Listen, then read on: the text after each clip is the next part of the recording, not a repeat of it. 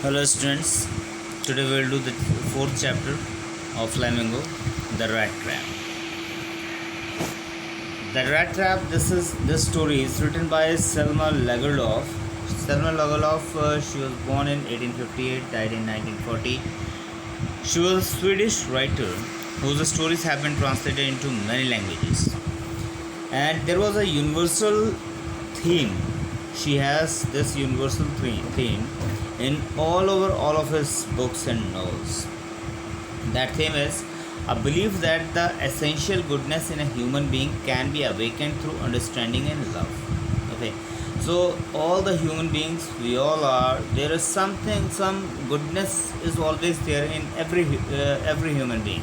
Okay, that could be only awakened through understanding and love. So that is her theme. This story is set amidst the mines of Sweden, rich in iron ore. So this story is of Sweden, where there are a lot of mines, number of mines, and that place is quite rich in iron ore, which figure large in the history and legends of that country. The story is told somewhat in the manner of fairy tale. So let's begin the story. Once upon a time, there was a man who went around selling small rat traps of wire. He made them himself at odd moments.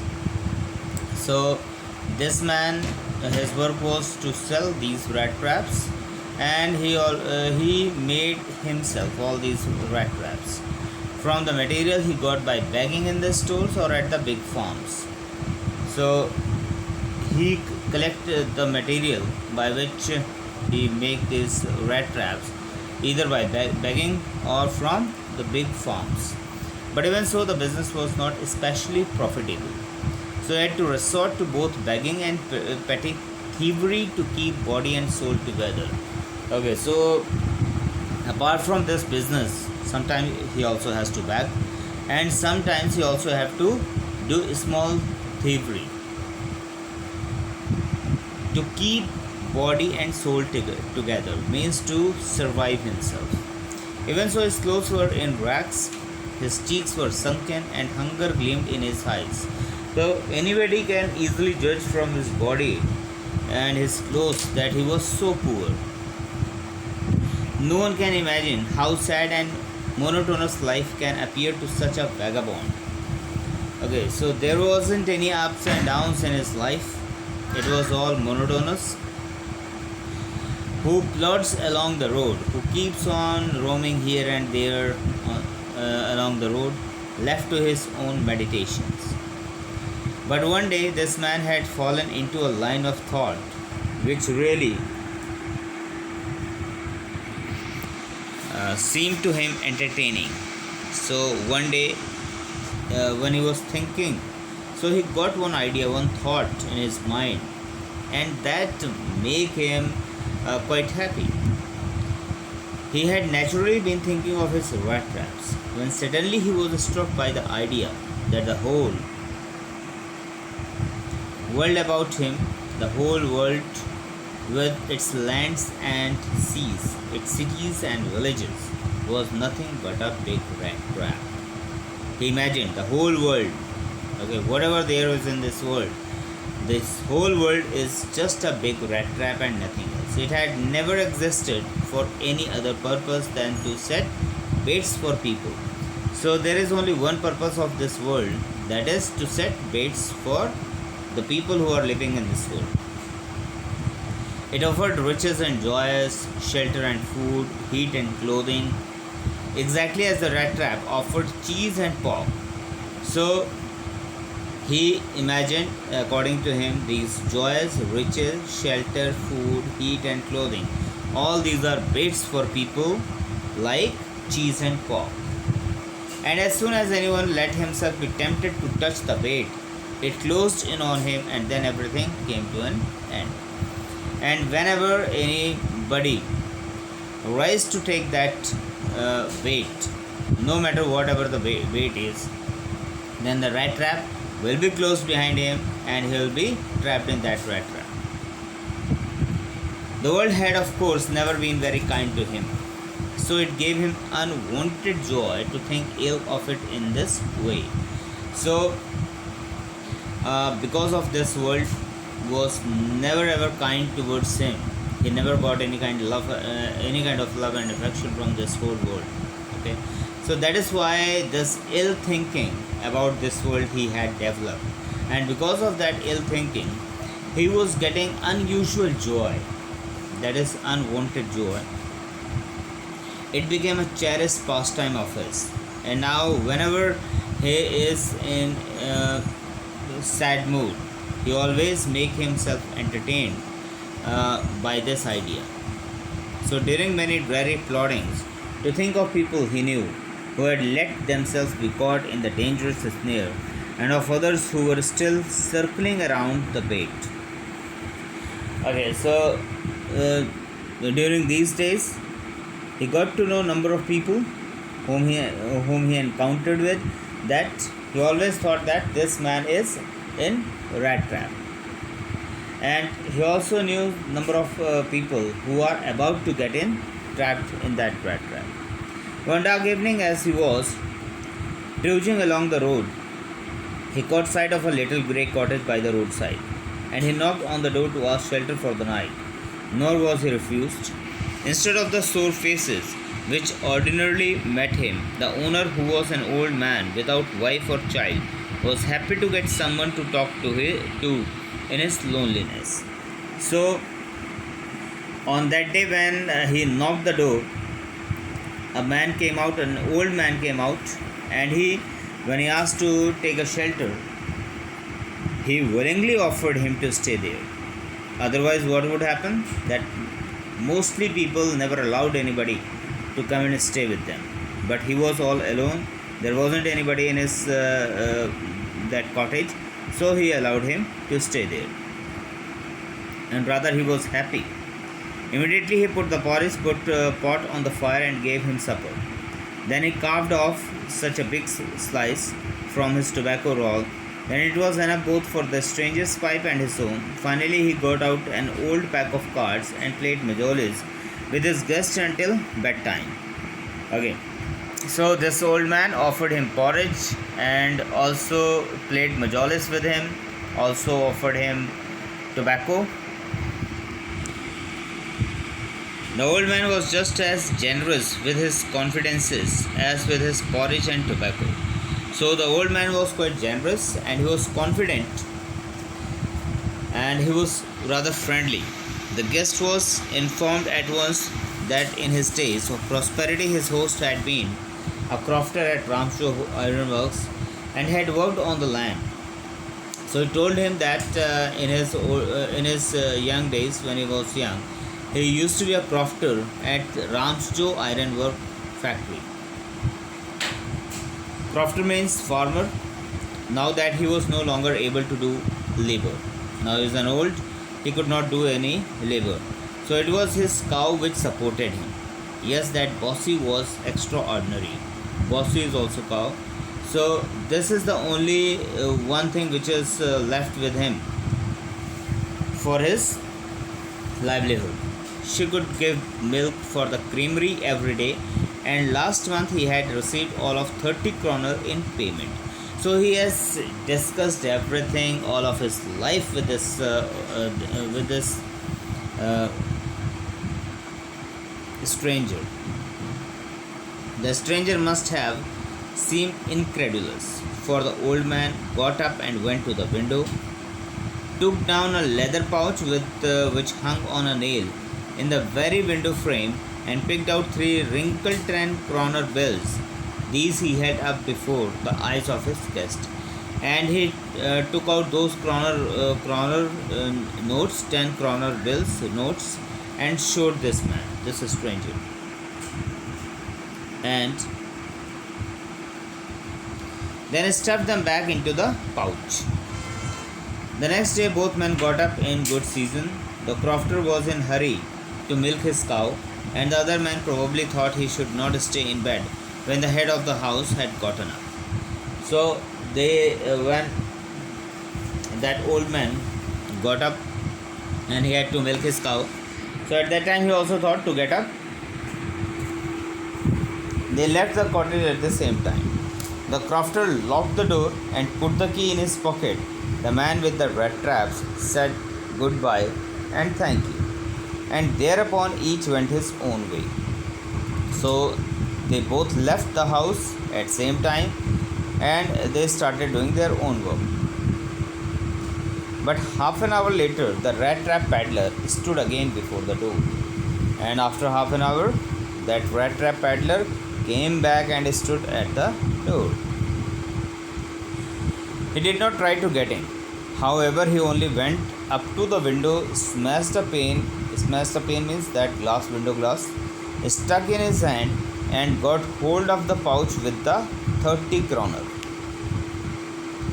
So he took out those 30 kroner which that old man showed him last night. He took the money and thrust it into his pocket. Then he hung the leather pouch very carefully back in its place and went away. And he also placed that pouch, that leather pouch, at its place, and then went away, ran away from that place. As he walked along with the money in his pocket, he felt quite pleased with his smartness, and he was feeling so smart that he had taken that money so smartly. He realized, of course, that at first he dared not continue on the public highway, but he was also afraid to continue his journey on that public highway, but must turn off the road. So he decided to turn off the road into the woods, into those forests. During the first hours, this caused him no difficulty. Later in the day, it became worse, for it was a big and confusing forest which he had gotten into. He tried to be sure to walk in a definite direction, but the paths twisted back and forth so strangely. So there in the forest he was lost. He forgot the path and he couldn't able to came out of that forest. He walked and walked without coming to the end of the wood, and finally he realized that he had only been walking around in the same part of the forest. All at once he recalled his thoughts about the world and the rat trap. Now his own turn had come. Now that the same idea which he used to think for other people, so now he understood that he himself trapped in that big rat trap. And that bait, that those 30 kroner those 30 kroners notes were bait for him. The whole forest with his he had let himself be fooled by a bait and had been caught. The whole forest with its trunks and branches, its thickets and fallen logs, closed in upon him like an impenetrable prison from which he could never escape. Now he got to know that this whole forest and the trees, the logs, everything is like that rat trap.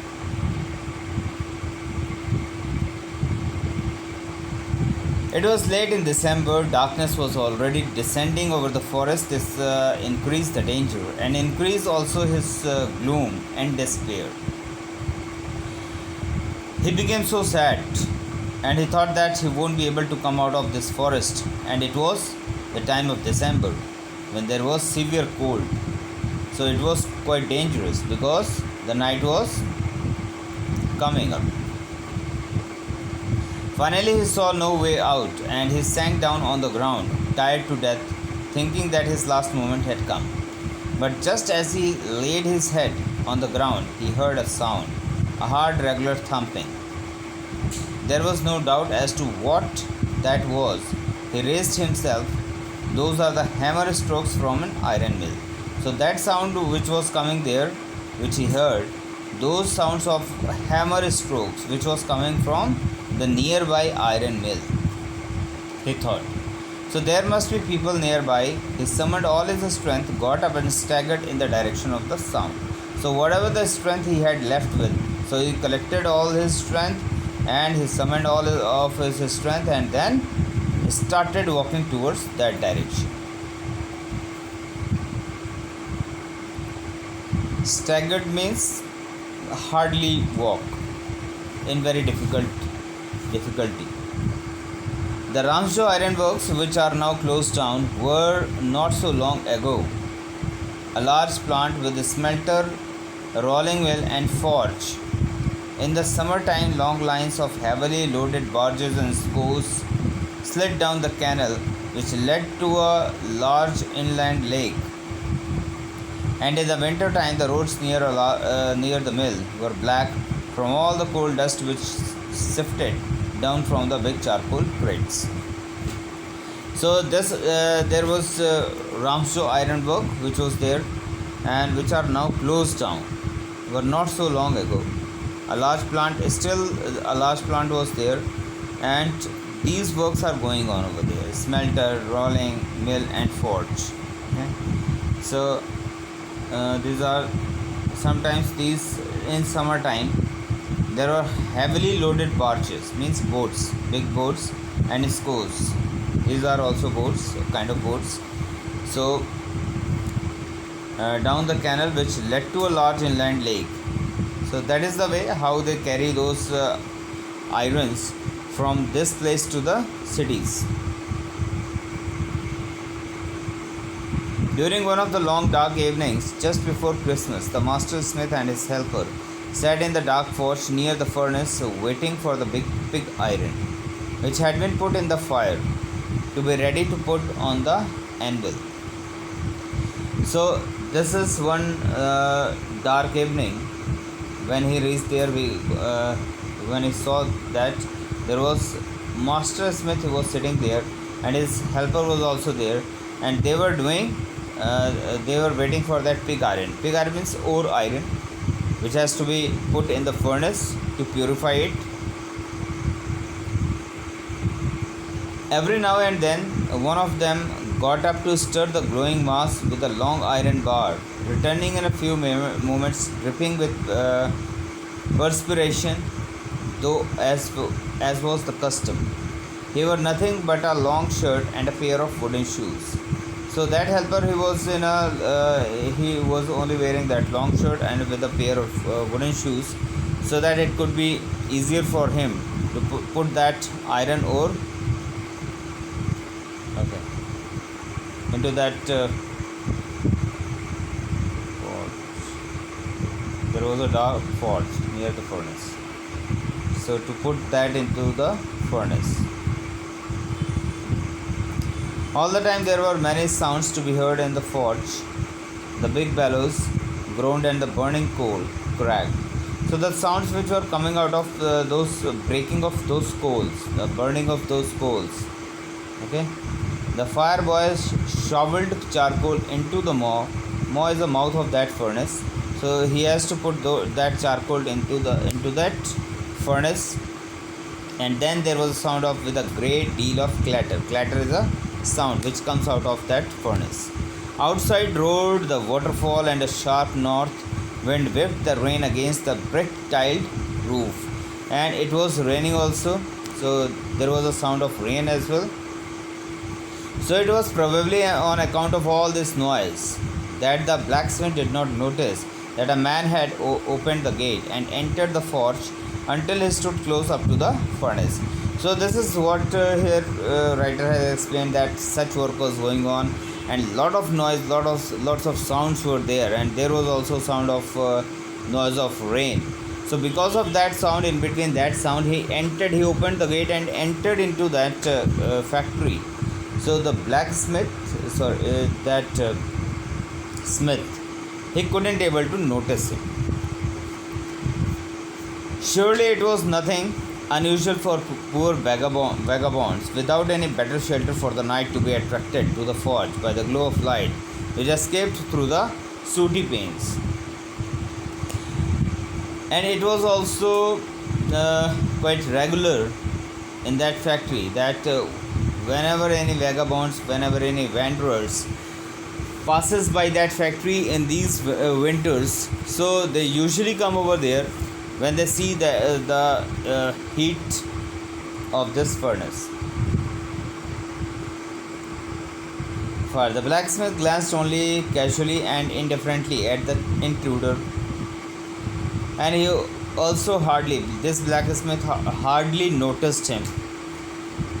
He looked the way people of his type usually did, because such type of people always come over there, with a long beard, dirty ragged, and with a bunch of rat traps dangling on his chest. He asked permission to stay, and the master blacksmith nodded a hearty consent without honoring him with a single word. And he had given him permission to stay there without uh, noticing him. The tramp did not say anything either, and this tramp also did not say anything either. He had not come there to talk, but only to warm himself and sleep. In those days, the Ramshaw iron mill was owned by a very prominent iron master, whose greatest ambition was to ship out good iron to the market. He watched both night and day to see that the work was done as well as possible. So, in those days, the iron master, the owner of the company, he was a prominent iron master, and his uh, ambition was to provide good quality of iron to the market. So for that he usually visited this factory sometimes in a day and at night as well. So, and at this very moment he came into the forge on one of his nightly rounds of inspection. So even now he came there for his inspection. Naturally the first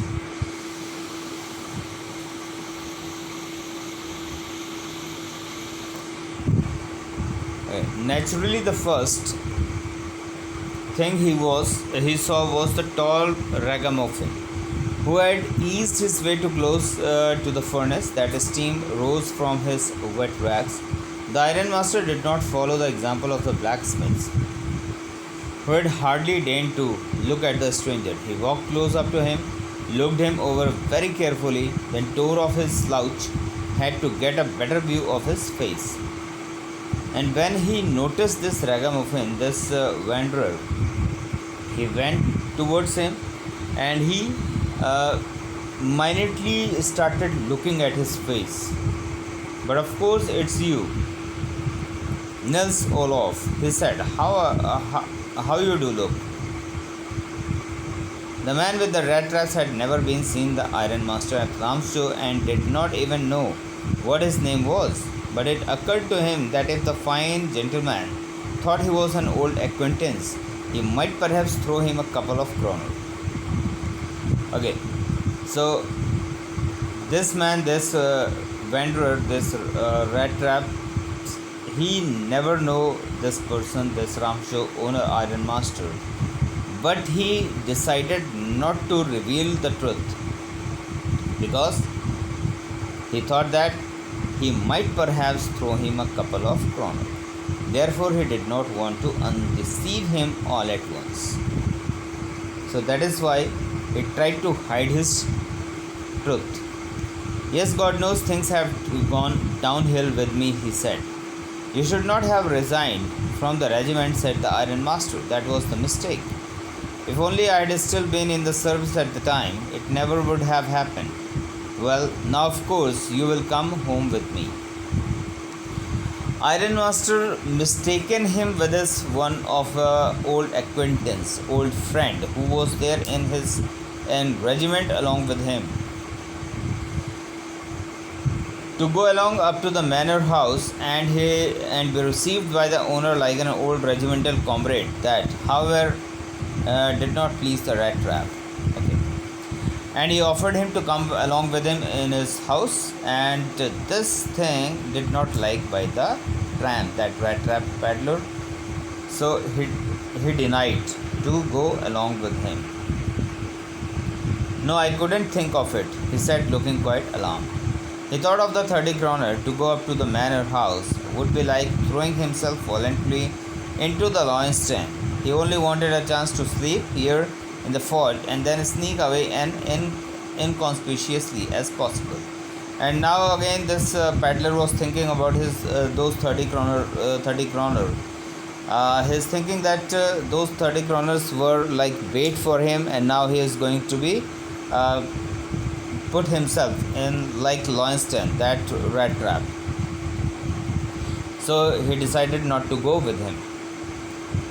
The ironmaster assumed that he felt embarrassed because of his miserable clothing, and on that side, ironmaster was thinking that it's only because of his poverty he did not want to go with him. Please don't think that I have such a fine home that you cannot show yourself there, he said. Elizabeth is dead, as you may already have heard. My boys are abroad, and there is no one at home except my oldest daughter and myself. We were just saying that it was too bad we did not have any company for Christmas. Now come along with me and help us make the Christmas food disappear a little faster. So he wanted his old acquaintance, to come along with him at his home and stay at Christmas Eve. But the stranger said no and again no, and the ironmaster saw he must give in. So both were adamant. Ironmaster wanted him to take him to his home, and on the other side, the stranger doesn't want to go. It looks as though Captain wants still prefer to stay with you tonight, John Storm, he said to the master blacksmith, and turned on his heel. But he laughed to himself as he went away, and the blacksmith, who knew him, understood very well that he had not said his last word. So blacksmith knew that though he had said that he want to stay here with you, but he knew that he will come again. It was not more than half an hour before they heard the sound of carriage wheels outside the forge, and a new guest came in. But this time it was not the ironmaster. He had sent his daughter, apparently hoping that she would have better powers of persuasion than he himself. So now this time ironmaster did not came, but he sent his daughter, because he thought that his daughter had better powers of persuasion.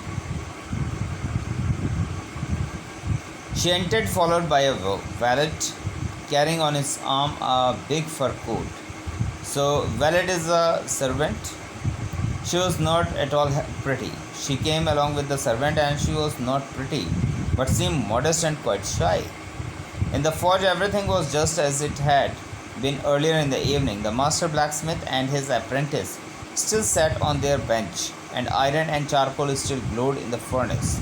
The stranger had stretched himself out on the floor and lay with a piece of pig iron under his head, and his hat pulled down over his eyes.